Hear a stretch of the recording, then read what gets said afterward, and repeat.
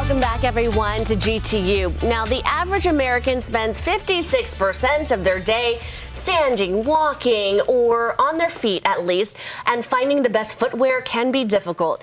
Joining me now in the sponsored interview is Cade Perry with Salt Lake Running Company. And Cade, you do see a lot of people, and you don't have to be a runner to come in, but a lot of people might say, I have an ache here, or my running gait is off, or I do a lot of walking. What can I do for better performance? Yeah, we help people, like if your feet hurt, we can probably help you out with that. Salt Lake Running Company is our name. However, it's a little deceiving because there's a lot of people that walk or stand all day for their jobs, and we help those people out every day.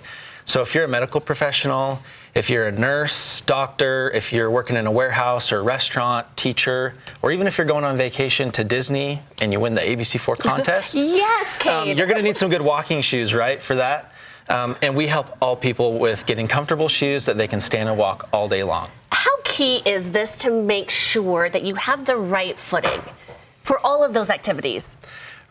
I mean, it's the base, it's the beginning of everything, right?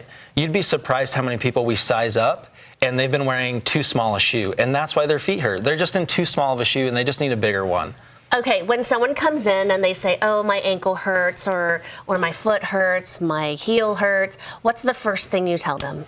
Well, we're going to ask some questions, definitely, to find out when does it hurt, how long does it hurt, and then ask what kind of shoes they're wearing. And then we're going to go through our custom fit process to find a good shoe that probably is going to help with them. In most cases, we can help. You've brought some tools, and walk us through some of the things that you go and when customers come in, what do you tell them to go through? Yeah, so the first step is we'll use this Brannock device here. This will measure the length and the width of your foot. It looks a little old school, but it still does the job perfectly. Like I said, a lot of people are in shoes that are just too small, and they measure their foot, and they're very surprised to find out, oh, I just need to be wearing a bigger size shoe.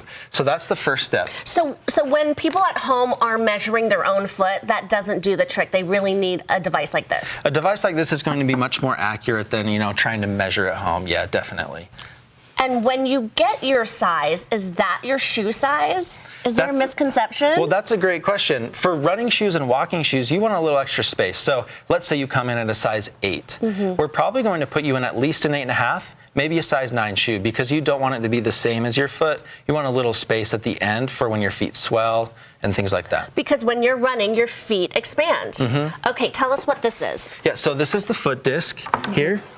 And we'll have somebody stand on this, and from heat and pressure, it'll change color, kind of like those mood rings, the old school mood rings. Oh, really? So when you're stepping on it, it changes. This platform changes, okay? Yep, and then when you step off, we can see the width, the shape of your foot, and that really helps us identify not just the shoe, but the type of insert that would also help you. And then what about arch? Is that super important to know? It is important to know, specifically for how the shoe fits. So if you have a really flat foot or a really high arch, that's going to change how the shoe fits.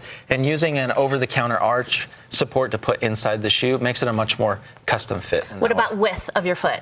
Is that key? Width of your foot is key too, and we do carry wides in case you need a little bit of extra width, and that'll be a much more custom experience. I think that's one of the biggest improvements we see is somebody who goes from a shoe that's just too narrow, and they finally get one that accommodates the width and volume of their foot. Cade, does your foot change over time?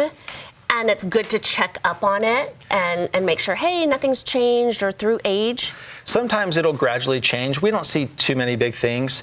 There's this myth that I'm still not true of the pregnancy and if your foot changes sizes. It's been hard for me to tell if that actually happens or not. But I feel like it has. Well, definitely during pregnancy, you're on your feet and you have edema and lots of swelling. They definitely swell, yeah. Okay, you have an awards program. Why is this important? And you're giving it 10% off today. Yeah, so the rewards program, every $250 somebody spends, they get $25 back in our store. So you get 10% back just shopping with Salt Lake Running Company. That's true in-store or online.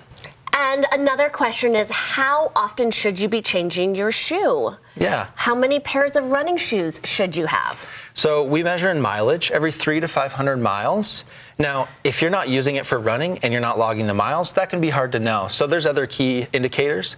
Inside, you'll have the sock liner. You can take that out. If it's compressed all the way, then it's probably time to get a new pair of shoes. And is it true you should always be you have two running shoes, one day off, one day on that shoe that you switch off? If you can have two pairs of shoes, it'll lengthen the life to be able to alternate and rotate as you need. Okay, so let's get people running, walking, and standing better and more comfortable. You can visit Salt Lake Running Company. How many stores do you have, locations? We have 4 locations. 4 locations. Just hop online and you'll find all of that information. And thank you to Salt Lake Running Company for this sponsored interview.